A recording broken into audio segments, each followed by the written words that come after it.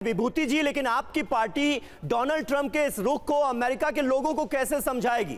Make America great again के नारे के साथ आप लोग सत्ता में आए और आज इतनी लंबी जंग जिसका अमेरिका को भी असर भुगतना पड़ रहा है, कैसे आप समझाएंगे कि आप इजराइल की जंग लड़ रहे हैं जिसका अमेरिका पर बहुत बुरा असर पड़ रहा है, विपरीत प्रभाव पड़ रहा है? आपका ऑडियो म्यूट है सर।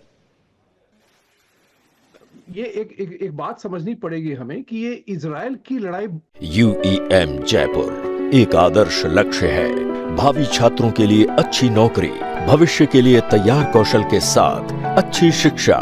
अमेरिका नहीं लड़ रहा है। अमेरिका लड़ रहा है वो लड़ाई जिसमें कि एक खास देश या कुछ देशों के समुदाय इजराइल को बर्बाद करना चाहते हैं। उसके लिए अमेरिका लड़ रहा है कि ह्यूमन राइट्स की बात आती है यहाँ पे, कंट्री राइट्स आती है यहाँ पे। उस मामले को, ये 7, 8, 9 मिलियन लोगों की बात नहीं है। ये एक मुद्दा है कि क्या इसी तरह से इसी बहाने कोई भी किसी देश को नाश कर सकता है।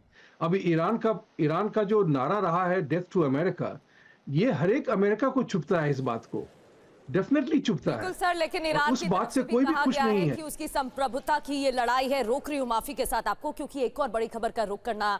ट्रंप के बयान के बाद जंग और भड़क गई है। जिस तरीके से स्पीच सामने आई है उसके बाद जंग और भी ज्यादा भड़क गई है। पहले इजराइल में अटैक और अब ईरान ने UAE पर भी हमला किया। अभी हमला किया गया है, ये ताजा जानकारी है। ईरान ने इजराइल पर मिसाइलें दागी, हिजबुल्लाह ने इजराइल में रॉकेट दागे हैं। इजराइल का लेबनान में ऑपरेशन तेज है। तो एक तरफ अमेरिका की तरफ से तमाम बयान सामने आ रहे हैं और ईरान करके दिखा रहा है, जिस तरीके से पहले इजराइल में हमले और अब UAE में भी अटैक किए गए हैं। सवाल साफ है कि भारत ने भी कमर कसनी है और भारतीयों को भी अब यकीन करना है कि भारत के अंदर कोई भी दो राय नहीं होनी चाहिए, सबने एकजुट रहना चाहिए। नंबर 1। नंबर 2, ये युद्ध इतनी आसानी से समाप्त नहीं होगा जब तक अमेरिका जो है अपने लक्ष्य हासिल नहीं करेगा।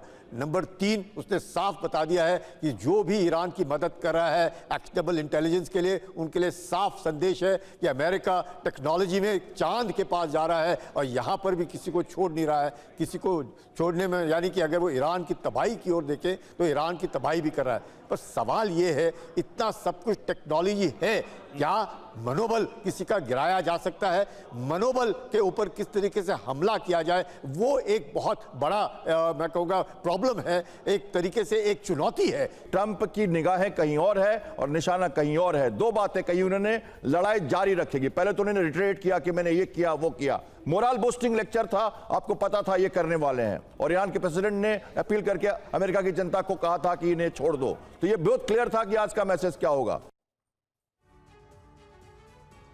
तो देखिए, कुल मिलाकर जंग अभी खत्म नहीं होगी। ये अपने आप में डोनाल्ड ट्रंप के बयानों का, उनकी स्पीच का सबसे बड़ा निष्कर्ष है। ऑपरेशन एपिक फ्यूरी जारी रहेगा। 3 हफ्ते में ईरान पर और भीषण हमले करेंगे। डोनाल्ड ट्रंप कह रहे हैं कि 2 से 3 हफ्ते अभी और भीषण हमले होंगे ईरान पर। ईरान ने अपने 45,000 नागरिकों को मारा, यह दावा एक बार फिर ट्रंप की तरफ से किया गया। तो इस दौरान ट्रंप ने अपनी तुलना अमेरिकी पूर्व राष्ट्रपतियों से भी की और कई उदाहरण भी दिए। लेकिन ईरान में ग्राउंड ऑपरेशन क्यों चाहते हैं ट्रंप? क्या इसकी वजह है? क्या कारण हो सकते हैं? ईरान जंग अभी भी जारी है, ये तो साफ है, लेकिन ग्राउंड ऑपरेशन क्यों? एयर ऑपरेशन पूरा कर चुके हैं। अमेरिका की तरफ से लगातार हमले किए गए और उसके क्या परिणाम निकलकर सामने आ रहे हैं वो तस्वीरों के जरिए हम आपको दिखा रहे हैं। एयर ऑपरेशन से लक्ष्य हासिल नहीं हुए, ईरान में सत्ता परिवर्तन नहीं हुआ, ईरानी परमाणु कार्यक्रम पूरी तरह से तबाह नहीं हुआ है। मध्य पूर्व में US के 50,000 सैनिकों की तैनाती की तैयारी की जा रही है और इसमें बताया जा रहा है 2500 सैनिक तैनात किए जाएंगे। आर्मी कॉम्बैट यूनिट भी होगी जिसमें 2000 से 4000 सैनिकों की तैनाती की जाएगी, यानी कि पूरी तैयारी की जा रही है। आर्मी सपोर्ट और लॉजिस्टिक यूनिट भी, जिसमें इस यूनिट में 15,000 से 20,000 सैनिक रहने वाले हैं। एयरफोर्स की बात करें तो इसकी क्या तैयारी की जा रही है, क्या रणनीति है? 10,000 से 15,000 सैनिकों की तैनाती यहां पर भी नेवी की बात करें तो 8,000 से 10,000 सैनिक तैनात, स्पेशल फोर्स 2,000 से 3,000 सैनिक तैनात रहेंगे और कम्युनिकेशन इंटेलिजेंस साइबर यूनिट की बात करें तो 3,000 से 5,000 कर्मी यहां पर भी तैनात किए गए हैं, यानी कि पूरी तैयारी की जा रही है।